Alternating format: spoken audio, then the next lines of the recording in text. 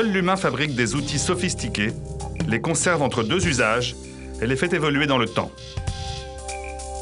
Aujourd'hui, les outils sont partout dans notre vie.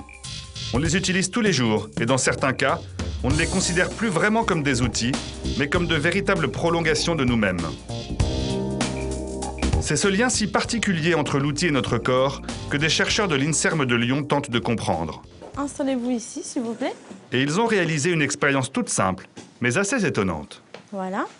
Alors, je vais vous poser deux marqueurs sur la main droite. Le premier marqueur sur votre pouce, le deuxième sur l'index, qui sont les doigts que vous allez utiliser pour saisir l'objet, et le troisième sur les poignets. L'infrarouge est capté par la caméra que vous avez en haut et qui donc nous permet d'enregistrer le déplacement de votre main dans l'espace pour pouvoir enregistrer la cinématique, c'est-à-dire la vitesse, l'accélération, la décélération de votre mouvement. Vous êtes prêts? Très bien. Placé sous surveillance, ce cobaye doit attraper l'objet et le reposer dans ses marques. Après l'avoir fait une bonne dizaine de fois, on lui demande de faire la même action, mais avec un outil. Donc vous allez utiliser l'outil avec votre main droite. Les points de départ sont toujours les mêmes. Et vous devez saisir l'objet, le soulever et le remettre à sa place.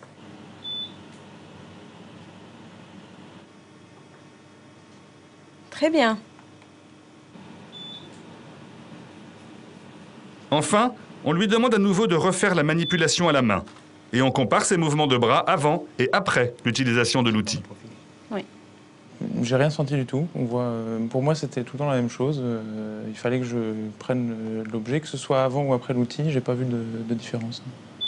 Pas de différence pour le cobaye, certes. Mais pour les chercheurs, cette expérience est très révélatrice. Là, on a les courbes d'accélération et de vitesse pour un mouvement de saisie. Ça, c'est le mouvement de saisie qui a été fait avant l'utilisation de l'outil. Et ça, c'est un exemple de mouvement fait après l'utilisation de l'outil. Ce qui change est à la fois la latence de pic de vitesse et d'accélération et aussi l'amplitude. En gros, après avoir utilisé l'outil, les sujets accélèrent moins et décélèrent moins et ils le font plus tard. Donc le bras ne bouge pas de la même façon avant et après l'utilisation de l'outil. Le mouvement est tout aussi précis, mais beaucoup plus lent. Exactement comme si le cobaye devait se réadapter à cette utilisation pourtant naturelle de son bras. Le chercheur se pose alors de nombreuses questions. Pourquoi le mouvement se ralentit-il?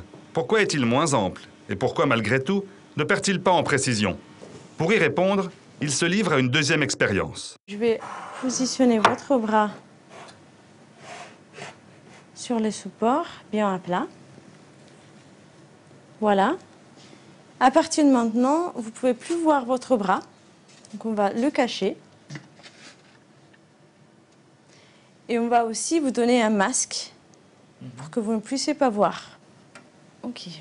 Dans cette expérience, on va stimuler avec un stimulateur tactile 3 différents endroits du bras du sujet et demander au sujet de pointer vers la stimulation tactile le plus rapidement et précisément possible.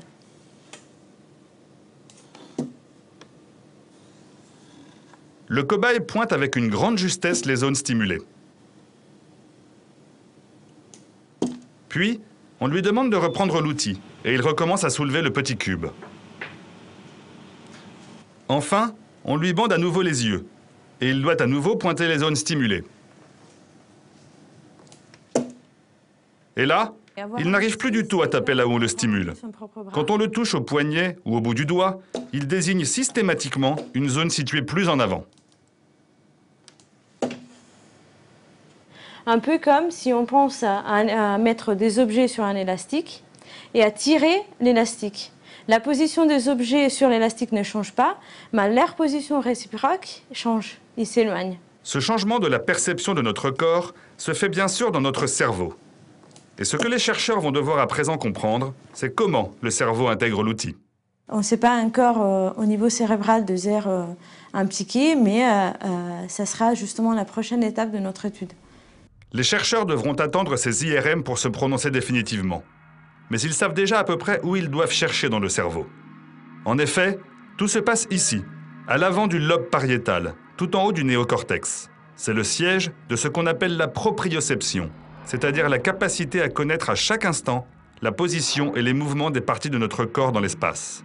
Ici, on retrouve la cartographie complète de notre corps, et les zones de notre cerveau qui correspondent à ces différentes parties sont organisées exactement de la même façon que notre corps entier. Là, par exemple, on enregistre ce qui se passe au niveau du poignet, juste à côté de cette zone qui s'occupe de la main. Même chose un peu plus loin. La zone qui surveille les lèvres est tout à côté de celle consacrée au nez. Et la taille de chacune de ces zones dans notre cerveau est proportionnelle à la sensibilité de chaque organe. Ainsi, ce drôle de bonhomme, c'est celui que voit notre cerveau. La taille de chaque organe est ici représentée aussi grande que la zone qui le gère dans notre cerveau. Nos doigts et nos lèvres sont infiniment plus sensibles que nos coudes ou nos jambes. C'est pourquoi doigts et lèvres sont ici démesurés, alors que les jambes sont ridiculement petites.